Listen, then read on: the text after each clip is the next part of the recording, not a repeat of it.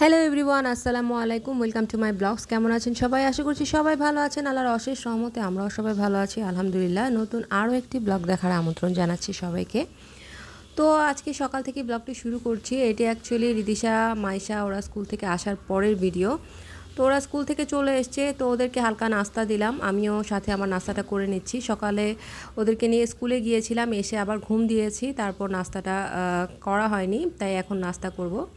তো ওরা আজকে সিঙ্গারা খাবে বলল, আর সেদ্ধ ডিম নিয়েছি। আমি অ্যাজ ইউজুয়াল যা খাই তাই নিয়েছি। আর রিদিশা ব্রেড আর ব্যানানা খেয়েছে। তো যাই হোক, নাস্তা খাওয়ার পর আমি রিদিশার ব্যাগটা চেক করছিলাম, যেহেতু ওর ক্লাস টেস্ট পরীক্ষা কিছুদিন আগে হয়ে গিয়েছে। তো রিদিশা বলল যে আজকে ক্লাস টেস্টের রেজাল্ট দিয়েছে। তো আমি ওর খাতাগুলো দেখলাম, মাশাআল্লাহ আমার মেয়ে প্রত্যেকটা সাবজেক্টে ও 10-এ 10 পেয়েছে ক্লাস টেস্টের মধ্যে। তো বিসিএস পরীক্ষায় মনে হয় সে উত্তীর্ণ হয়ে গিয়েছে। তো যাই হোক, আলহামদুলিল্লাহ আমার কাছে ভালো লাগছে। আসলে বাচ্চাদের যখন কোনো কিছুতে উন্নতি আমরা দেখতে পাই, তখন কিন্তু সব বাবা মার কাছেই ভালো লাগে।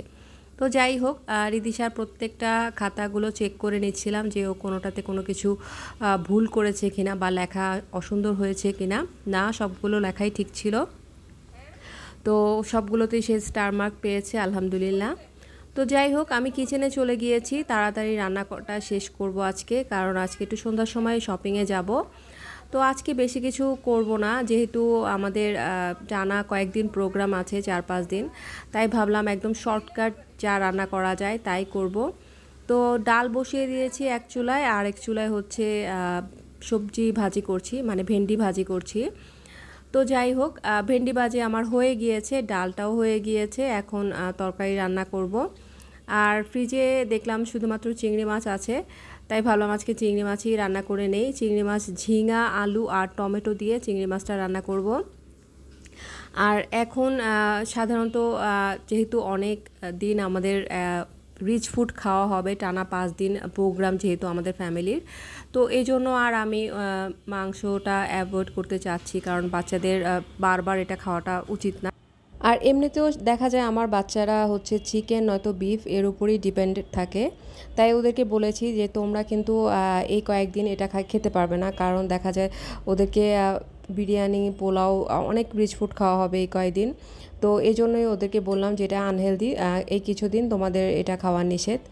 তো যাই হোক, খাওয়ার দাওয়া কমপ্লিট করলাম, একটু রেস্ট নিলাম। এর মধ্যে মাইশার টিচার চলে এসছে, তো টিচারের জন্য আজকে ভাবলাম একটু কফি তৈরি করি, আর সেই সাথে বাটার টোস্ট তৈরি করব।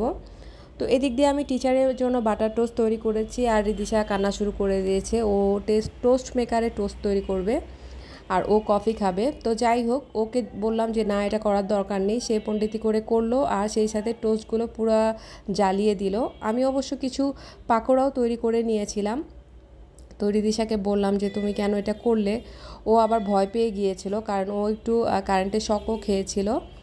তো যাই হোক, আল্লাহর রহমতে কোনো ক্ষতি হয়নি বড় ধরনের, এটাই শুকরিয়া। তো এখন জ্বলা হওয়া টোস্ট খেতে হবে, আর হচ্ছে সেই সাথে পাকোড়া, আর সেই সাথে কফি। তো যাই হোক, এখন আমরা রেডি হয়ে চলে যাব শপিংয়ের উদ্দেশ্যে। যেহেতু শপিং করছি, আসলে সব শপিংয়ের ভিডিও করা হচ্ছে না, রেগুলারলি বার হওয়া হচ্ছে, কিন্তু দেখা যায় শপিং করতে করতে অনেক সময় ভুলে যাই, আবার অনেক সময় শপিংয়ে ব্যস্ত হয়ে পড়ি, যার কারণে প্রপার ভিডিওটা আমি তৈরি করতে পারছিলাম না।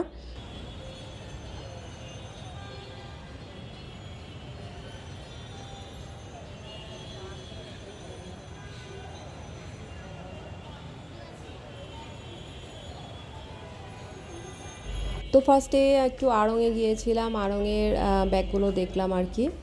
ব্যাগগুলো আমার কাছে ভালোই লাগছিল। আসলে পার্স আমার কাছে খুবই ভালো লাগে শাড়ির সাথে। তো যাই হোক, পার্সগুলো দেখে নিচ্ছিলাম, আসলে পছন্দ হলে নিয়ে নিব একটা। আর সেই সাথে আড়ংয়ের কিছু জুয়েলারি কালেকশন আছে, ওগুলোও ভালো লাগে অনেক সময়। তো সব কিছু খুঁজে খুঁজে দেখছিলাম আসলে কোথায় ভালো কিছু পাওয়া যাবে। এর মধ্যে অন্যান্য শপিংও কমপ্লিট করেছি, তো আজকে আবার বের হয়েছি টুকিটাকি কিছু শপিংয়ের জন্য, আর গায়ে হলুদের চোকার সেটগুলো নেওয়ার জন্য। তো চলে গেলাম আবার অন্য আরেকটা শপে।